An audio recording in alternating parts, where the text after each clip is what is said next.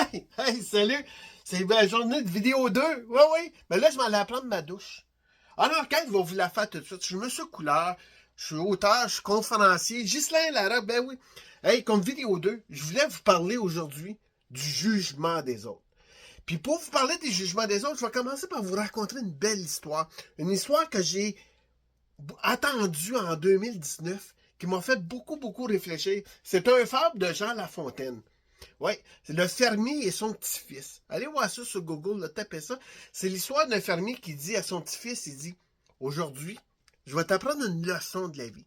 Faut que j'aille au marché vendre un âne, que je veux juste que tu écoutes les gens parler. Qu'ils rouvrent le garage, ils prennent l'âne, puis ils s'en aillent au marché. Puis là, il dit au petit garçon, écoute, écoute bien, là. Là, ils prennent la première rue, s'en aller au village. Puis là, mais les gens disaient, regarde, non, un âne, ils sont même pas capables d'embarquer dessus. Ils traînent.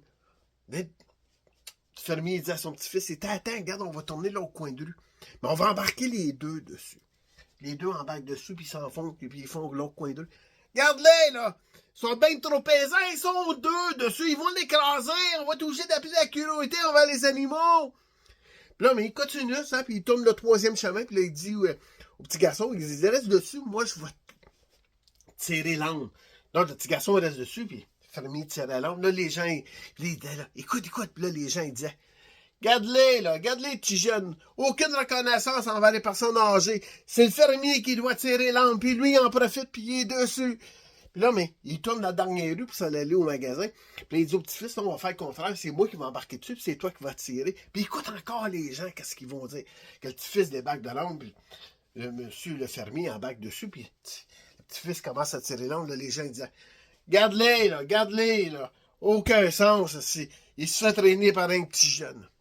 Si vous comprenez la morale de cette histoire-là, peu importe ce que vous allez faire dans la vie, il y a tout le temps quelqu'un qui va vous juger. Ben oui, il y a tout le temps quelqu'un qui va vous juger. Pourquoi vous empêcher de faire ce que vous avez envie de faire? Vous savez, la vie, c'est comme un livre. Hein? Il y a le début, il y a la fin, puis toute l'histoire. On est tous nés de la même façon. On est nés dans le ventre de la maman. Puis on va tous mourir. On ne sait jamais quand, pourquoi et comment, mais on va tous mourir un jour.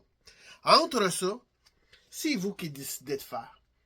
Mais 90% des gens s'empêchent de faire des choses dans la vie par peur du jugement des autres.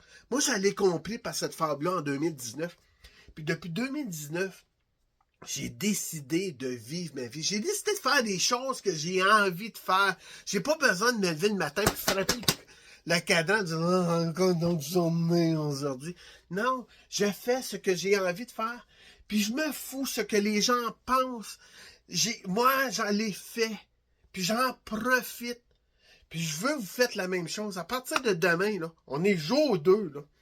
À partir de demain, là, profitez de la vie. Faites ce que vous avez envie de faire, puis lâchez de penser ce que les gens vont penser. Vous avez envie de vivre une expérience, vivez-la. Puis acceptez que peu importe ce que vous allez faire, il y a tout le temps quelqu'un qui va vous juger de toute façon. Donc moi, on va aller prendre ma douche avant que vous me jugez. Hey, salut tout le monde!